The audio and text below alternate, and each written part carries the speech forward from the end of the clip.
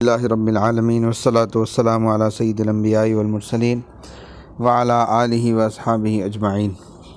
میں مولوی صدیق اکبر YouTube channel اسرا T V سے۔ دکن کی جنگی مہمات اور دارا شکوہ کی فتنہ انگیزیاں۔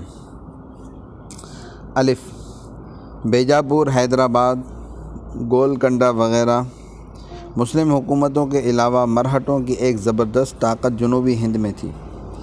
مرہٹوں کی خصوصیت یہ تھی کہ میدان میں جب جنگ ہوتی تو وہ فرار ہی کو کامیابی سمجھتے اور پہاڑوں میں جا چھپتے، اور جب فوج کا کوئی دستہ ان کا تعاقب کرتے کرتے پہاڑوں کے دروں میں گھستا تو وہ سب طرف سے نکل کر ایک دم حملہ کر کے دستے کو تباہ کر دیتے۔ عالمگیر وقتاً فوقتاً شاہ جہاں کے ایماء اور احکام کے بموجب ان طاقتوں سے جنگ کرتا رہا۔ کروڑوں روپیہ اور ہزاروں جانیں ختم کرنے کے بعد وہ ان طاقتوں کے مقابلے میں کامیابی حاصل کرتا رہا۔ وہ جنگ جو مدبر اور بہادر جرنیل تھا، اس کو ان قربانیوں کا احساس بھی نہ تھا، لیکن حقیقت یہ ہے کہ دربار شاہ جہاں کا رویہ اس کے لیے بہت زیادہ پریشان کن اور یأس افزا تھا۔ وہ شاہ جہاں کے حکم سے ایک غنیم سے جنگ کرتا، روپیہ اور جانوں کی ہولی کھیل کر اس کو زیر کرتا، مگر اسی غنیم کے ساتھ دارا کی خفیہ ساز باز ایک طرف اس کے مغلوب غنیم کو سرکش بنا دیتی اور دوسری جانب اسی سرکشی کی کوئی علت تلاش کر کے یا ایجاد کر کے خود عالمگیر کو شاہ جہاں کی جانب سے معطوب کر دیا جاتا۔ اس اجمال کی تفصیل بہت طویل ہے، یہاں صرف ایک واقعہ بطور مثال پیش کیا جاتا ہے۔ قطب الملک مملکت گولکنڈہ کا خود مختار فرما روا ہے، جو سلطنت مغلیہ کا باج گزار ہے۔ میر جملہ اس کا وزیر اعظم ہے۔ محمد امیر پسر میر جملہ اسی ریاست کا افسر اعلیٰ ہے۔ میر جملہ مدبر، تجربہ کار اور بہادر جرنیل بھی ہے۔ قطب الملک سے اس کی مخالفت ہوتی ہے۔ وہ اور اس کا بیٹا سلطنت مغلیہ کی ملازمت میں آنا چاہتا ہے، شاہ جہاں منظور کر لیتا ہے۔ شہنشاہ کا حکم قطب الملک کے نام پہنچتا ہے کہ یہ دونوں شاہی ملازم ہو گئے ہیں، لہٰذا ان دونوں کو بھیج دیا جائے۔ اسی اثناء میں محمد امین شراب کے نشے میں قطب الملک کے ساتھ گستاخی سے پیش آتا ہے۔ قطب الملک اس کو گرفتار کر کے سزا دیتا ہے۔ شاہ جہاں اس کو حکم عدولی کے لیے ایک ہیلہ سمجھ کر عالمگیر کو حکم کرتا ہے کہ قطب الملک کی تادیب کی جائے، اس سے خاص شرائط کا مطالبہ کیا جائے اور نہ مانے تو فوجی کارروائی کی جائے۔ قطب الملک مطالبات تسلیم کرنے سے انکار کرتا ہے۔ جنگ شروع ہو جاتی ہے۔ عالمگیر کی فوجیں فتوحات حاصل کرتی ہوئی گولکنڈہ پہنچ جاتی ہیں اور محاصرہ کر لیتی ہیں۔ جب قطب الملک مجبور ہو جاتا ہے تو اپنی بوڑھی ماں کو عالمگیر کے پاس بھیج کر صلح کی درخواست کرتا ہے اور اپنی لڑکی محمد سلطان پسر عالمگیر کے لیے پیش کرتا ہے۔ یہ شرائط طے ہو رہی تھی اور سلسلہ مراسلت جاری تھا کہ اورنگزیب کے نام شاہ جہاں کا حکم صادر ہوتا ہے، معاصرے کو ختم اور قطب الملک کا پورا ملک اس کو واپس کر کے فوراً اپنے صوبے کو لوٹ جاؤ۔ اس خط کا شان نزول یہ ہے کہ اس عرصے میں قطب الملک کے سفیر عبدالصمد نے دارا اور اس کی جماعت کو اپنا موافق بنا کر شاہ جہاں کو یقین دلایا کہ قطب الملک نے ہر ایک شرط منظور کر لی ہے، البتہ اورنگزیب اس کو تنگ کرنے اور اس سے مزید رقم وصول کرنے کے لیے وہاں موجود ہے، اور حملے کے وقت سے اس نے اس وقت تک لاتعداد جواہرات اور دوسری چیزیں تحفے کے طور پر قبول کر لی ہیں اور ان کی بادشاہ کو اطلاع بھی نہیں دی۔ بس پھر کیا تھا؟ بلا تحقیق واقعات شاہ جہاں نے فوراً ہی مذکورہ بالا حکم صادر ہی نہیں کر دیا، بلکہ نامہ بروں کو ہدایت بھی کر دی کہ وہ اس کے مضمون کی تشہیر کریں، اور عالمگیر کو لکھ دیا کہ نقد و جنس جو کچھ ملا ہے سب کا سب سرکاری خزانے میں داخل کر دیا جائے۔ اورنگزیب کے لیے یہ انتہائی آزمائش کا وقت تھا، چنانچہ وہ لکھتا ہے: ازاں جا کہ این دنیا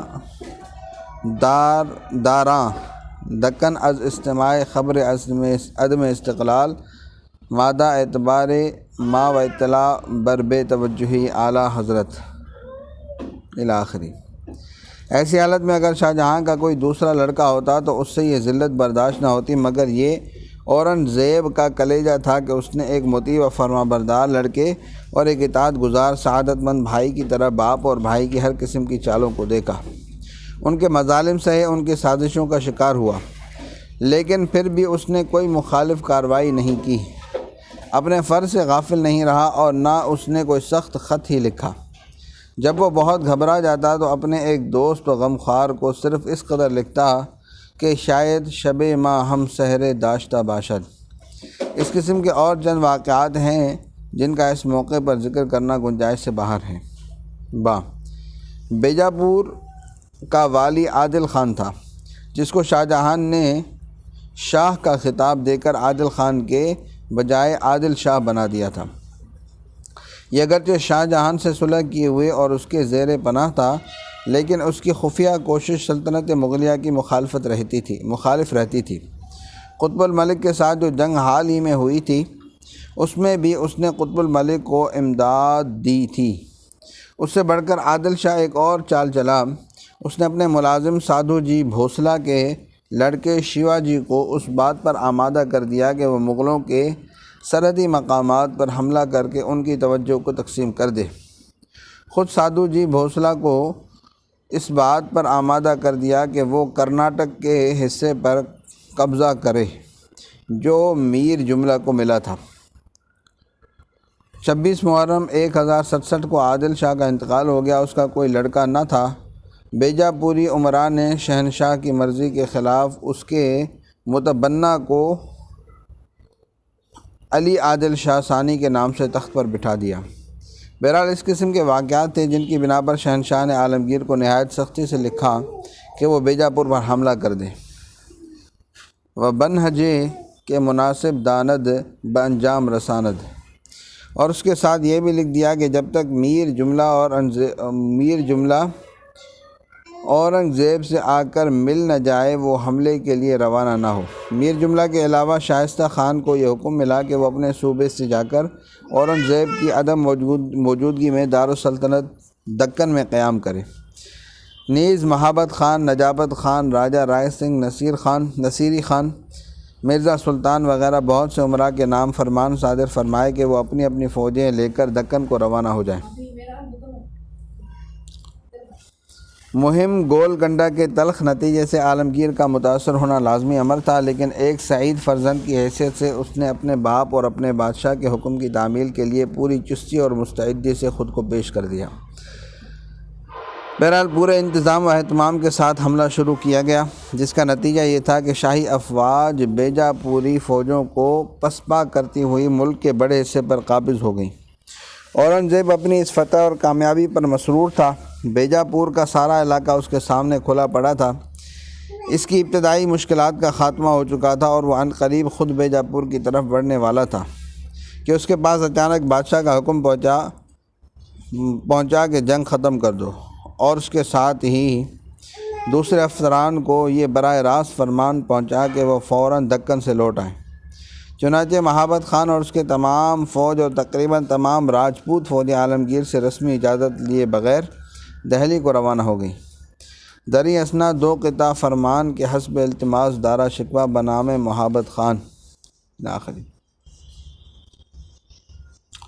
سرکش مرہٹوں، نو مفتو حکومت گولکنڈہ اور سرگرم پیکار بیجاپور وغیرہ وغیرہ کے بیچ میں 32 دانتوں میں ایک زبان کی طرح عالمگیر گھرا ہوا ہے۔ اس کی تمام جد و جہد، تمام قربانی، تمام جانفشانی پر پانی پھیر کر اس کو اس طرح ذلیل کیا جا رہا ہے، معلوم ہوتا ہے کہ کوئی خون عالمگیر کا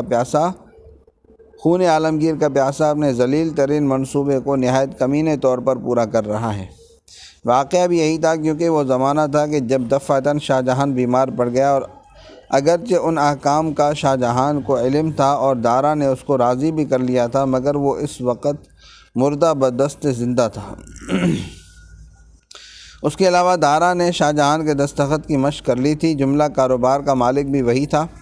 اس نے متعدد فرامین اپنی مرضی کے موافق حکام کو لکھے اور شاہ جہاں کے جعلی دستخطوں سے ان کو روانہ کر دیا۔